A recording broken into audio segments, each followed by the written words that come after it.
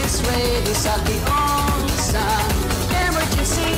Government officials, staffs and employees na yaraman sa inyong permit. Minasa mga teachers nga manami magtulong.